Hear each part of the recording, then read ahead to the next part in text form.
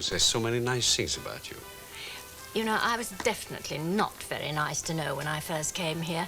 This place made me feel suicidal. Yes, I know there have been places that made me feel like that, too. So what do you say? Cessation of hostilities? Definitely. Ah, that's a relief. I agree. But let's give it a try.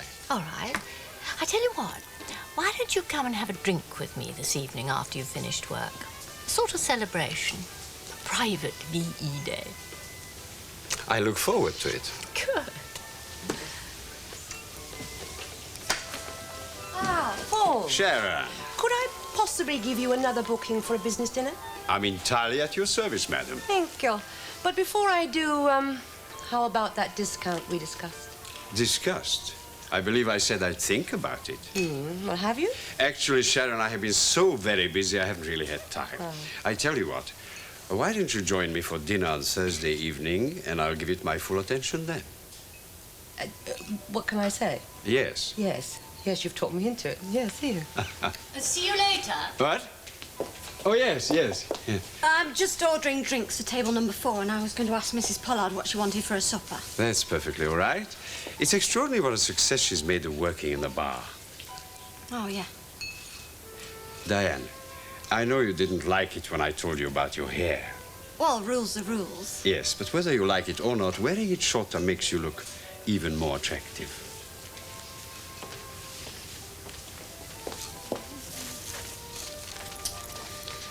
Mr. Paul's been very complimentary about you. I expect that was because I was very nice about him. Forgive me for saying so, but I thought you couldn't stand the sight of him. I think I did him a grave injustice. Actually, he's very nice. Oh, really? Really. Do you know her? Sharon? Yeah, she's my best friend. She's staying at my flat. I think we better keep an eye on her. They were looking into each other's eyes like Nelson Eddy and Janet MacDonald. Who? Before your time, darling. A couple of old movie stars. Da, da, da, da, da. Ha, ha, ha. Is your mum home, love? Oh, yeah, of course. Come in. Mum, it's Miss Luke. If you'll excuse me, I'm just getting Kevin's supper. Yes, that's all right. You carry on. Come in. I'm just on my way back to the motel. Oh, yeah. I said I'd help with the washing up tonight. Ah. But I wanted a word. Well, sit down. No, I won't stop. I just wanted to say I'm very sorry I was short with you last night.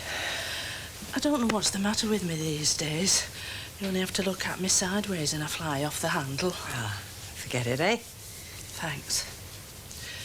I didn't mean it, you know. Not any of those things I said about you getting the job. I'm pleased for you, Kath, honest I am. Are you sure about that? Because, I mean, you have been there a lot longer than me, you know.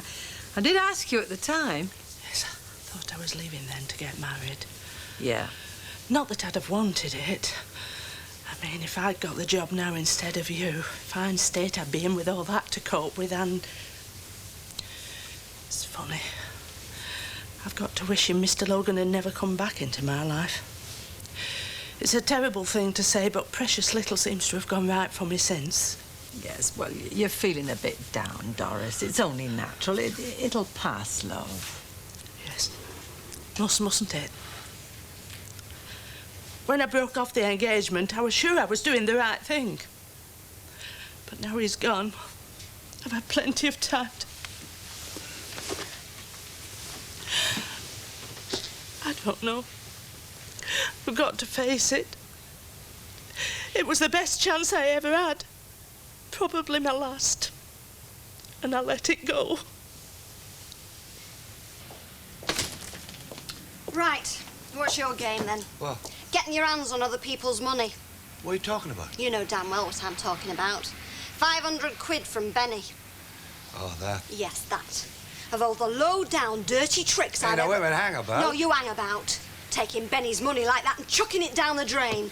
You're only seeing the one side of it. One's enough. But if there's another, I'd be delighted to hear it.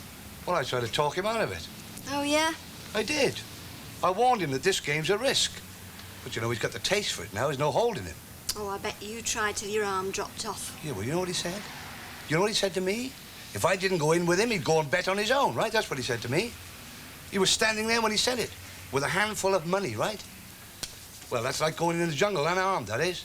I couldn't just stand by and see him do that, could I? It wouldn't have lasted 10 minutes. And how long do you last, then? Anyway, we packed it in, right? Giving it up. Didn't he tell you that? He's packed it in and given it up now, I'm telling you that. Copping him for 500 quid. You ought to be ashamed of yourself. Yeah, well, we didn't get rid of it all, did I? Oh, really? And what have you got left? Tuppence halfpenny? Well, look. There's 270 quid there, right? We put 50 quid on to win 40. I paid him his 20. My 20's in there. You can throw that in. Oh, Okay? that's big of you, thanks. So that means he's down 230 quid, right? If you say so. Okay. You'll get money back, don't worry. All of it.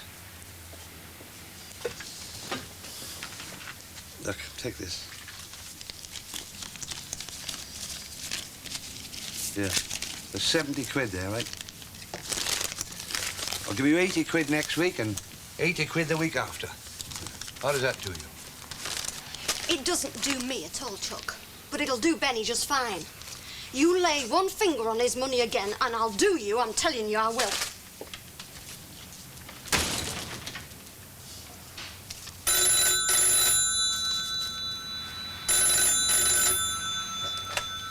Hello, Crossroads Garage. Hello, Maeve. Funny thing, I was just thinking about you. High-handed, authoritarian. I'm sorry to say it, David, but ill-mannered. You don't sound very sorry. And being smart doesn't help either. It seemed at a logical development I saw no need for discussion. Logical? That's a laugh. I mean, J. Henry can't get his car serviced, so what does he do? Buys the garage. I mean, it's almost as bad as the man who bought a hotel in order to sack the manager. Oh, don't be ridiculous. The whole point is the garage could be a very profitable venture for us. The point is, J. Henry cracked the whip and you jumped. Well, I'm sorry you're taking this attitude, Joe. We don't even know yet whether or not Lamont will sell the place. Well, that shouldn't be too difficult. You just pick up the phone and ask. No. What a better idea. That's what I mean. You get an idea into your head and we all have to go along with it. Don't you realise how arrogant you've become? Oh, Sharon. David Hunter. Could you come into the office, please?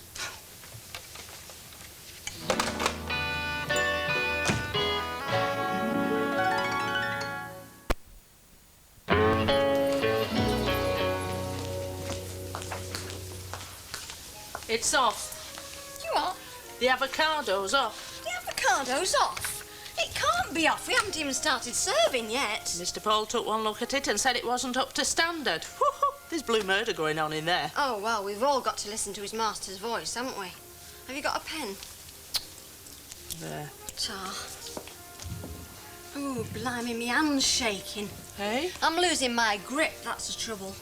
Oh, rubbish. A young thing like you. You do say the nicest things, Doris. I heard all about that bother with Benny and Sid Hooper, by the way. Oh, I know. Oh, it is a worry, Doris. What am I doing with all these motherly feelings? Well, he needs somebody to look after him.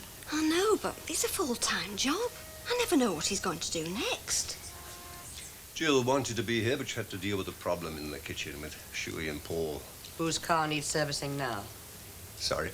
Sorry, I thought that's what the drink was for. No, nothing like that. It's the modern equivalent of the pipe of peace. How? Yes. Sorry about our little disagreement the other day. No bones broken. What happened about Mr. Pollard's car in the end? Oh, he got away, all right. Sharon, I'll come straight to the point. I'm hoping for your cooperation. As long as it isn't like your interpretation of compromise. Touché. What I'm thinking of is some sort of reciprocal agreement between us to the advantage of both of us. Oh, yeah? Are you in regular contact with Mr. Lamont? Not really. I deal with his solicitor in Birmingham. Oh, that's a pity. I was hoping you'd sound him out for me.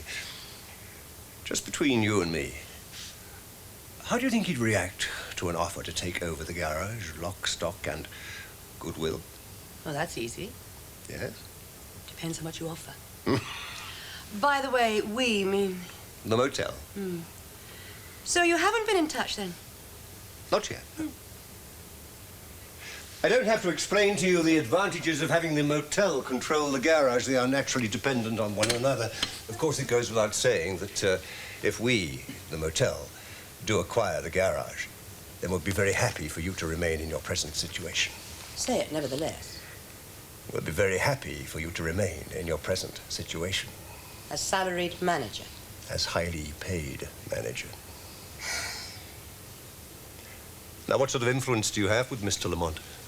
Well, without flattering myself, I'm sure that if I explained things to him, he'd go along with whatever I recommend. Do I take it you're in favor of a takeover? You want me to help you buy the garage for the benefit of the motel, and what do I get? Absolutely nothing. I'm exactly where I was before. A salaried manager working for a different employer, that's all. What are you looking for? Well, if you meant that bit about cooperation, you shouldn't have to ask. You should have an offer ready. More money? No, it's not just that. I'd want the responsibility. I've got it with Reg Lamont, and I'd want it with the motel as well. And some say in policy decisions which affect the running of the place. I see. Is that all? Oh, look, Mr. Hunter, you don't have to involve me. But if you're going to, it's only fair to both of us that I lay my cards on the table, huh? And how would you suggest that we go about giving you all this if you persuade Mr. Lamont to sell? May I have another drink? Help yourself. So, what do you suggest? Well, for a start, how about some shares in the motel? Oh, well, that should be fairly straightforward. Now, when you say an outbuilding, what sort do you mean exactly? Oh, I see. No, that's all right. When would you want it doing? Oh, not till then? Yeah. Yeah, I understand. Now, the problem is, I'm not at all sure I'll be available then, but you've got my number. Why don't you give me a call nearer the time? Okay, yeah. No, that's all right. Thanks for ringing. Any luck? No. Some old dear wants a shed painting, but not till October, if the weather's fine. And only then if she hasn't spent all the money on her holiday. Looks like I've wasted a few bob on that advert. Don't get downhearted, Kevin. It's only a question of waiting, you know. Something will turn up sooner or later. Yeah, well, it looks like being later rather than sooner. Oh. Hello. Tea will be about half an hour. Dad not in? No, he's going to be late tonight. He's got to see somebody. Any luck? Blinking sausage. Waste of money. I might as well go round the streets with a placard round my neck. Cut price, Dick. What? This letter came at the motel for you today. It's from Nottingham. It's not from that man, is it? The one you owe the money to? No, it's from the landlady. He's been pestering her for my address. Well, she didn't give it to him, did she? No, thank heavens. Don't make much difference, though, does it? It's only a matter of time. Kev, what are we going to do? Do? I think I'll go up and have a bath. Right. I was just wondering, love, could you give me a hand? Yeah, of course. You lay the table and I'll do the rest. Right. What are we having? Hamburgers? Yes, just for 3. Trouble? Not really. Oh, it's not in front of the parents' time, is it? Of course not. Why should you say that? Oh, okay. If I'm wrong, forget it. Well, there's nothing to forget. Kevin's got a bit of money trouble, that's all. He'll sort it out. What, in Nottingham? Yeah. He hired this man who did a lot of damage and ran off. Now Kevin's responsible. How much is involved? Too much. He managed to save a couple of hundred from the job, but even if he pays that back, it's more than £1,500. Dear, that is bad. Oh, Glenn, I wish you'd told me. Well, Kevin didn't want you and Dad to know. He said it's his problem, he'll work it out. Of course. I mean, the last thing your dad wants just at the moment is another new worry. Why, has he got problems too? Not really, but he thinks he has. It's the neighbours. Mac? What's the matter with him? He's very nice. Oh, you try telling your dad that. No, you see, Trina wants to start a play school or something. He's imagining all sorts. I mean, you know what he's like. Well, what's his objections? It's not because they're black, is it? Well, he says not, but what he says and what he thinks are 2 different things. I mean, take tonight, for instance. He's gone to get legal advice. He's getting a lawyer? Well, no, somebody he's met. Somebody's supposed to be an expert in these things. I've never even met him. No, it strikes me the whole thing's getting out of hand. He's sort of getting, I don't know, he's getting beyond himself. Well, in that case, it's just as well that Kevin didn't confide in him. What do you mean? Well, I know it doesn't mean anything, but this chap, you know, the one I was telling you about caused all the trouble, he just happens to be West Indian. Oh, it's all happening, isn't it? Do you know, Glenn, what with Doris, Luke, you and Kevin and your daft old dad to worry about, I think it's going to be one hell of a summer. Oh, darling, you can't be any more disappointed than I am. Well, of course I would come down there if I could, but But listen. Oh, Ashley, listen to me a minute. No, it is not something that Mac and Sid can handle. Look, the first weekend I possibly can, I'll be down there, I promise you. Oh, shut up, you know I do. Look, sweetheart, this must be costing you a fortune. Yeah, take care and behave yourself, huh? I didn't know you played squash. Where? You could do with it. Right. Look, we must stop, okay? Yeah, I do too. Bye-bye. Aren't you going to be seeing Ashley this weekend, then? No, I can't. Not the way the things are at the moment. Oh, God, I didn't think. You weren't planning on having anybody here this weekend, were you? Huh. Chance would be a fine thing. The only way I'm going to get a fella in here is to mug him. Oh, go on, cheer up. Think of it like this. Walking around out there somewhere is a man you haven't met yet who's going to transform your whole life. Who? I don't know who. But the world is full of people we have yet to meet. That's the excitement of it. Well, the only man I know I'm going to meet is an undertaker. Oh, dear. Oh, by the way, I've got a dinner date on Thursday night. Is it okay if I bring him back here for coffee? Oh. Do you think Ashley's going to like it? It's business. Oh, yeah? Who is it? Michael Edwards or Henry Ford? Paul. Mr. Paul? Yeah. Oh. Then Mrs. Pollard was right, then. Oh. She said she saw the two of you looking at each other like a couple of film stars. Old time. Charming. No, he's part of my plan. We are going to arrange a special discount for my business entertaining in that restaurant. Well, I shouldn't count on him too much if I was you, because somebody at that motel wants him out. And if they succeed, your plans could go down the drain. Don't underestimate me, Di. I can handle myself.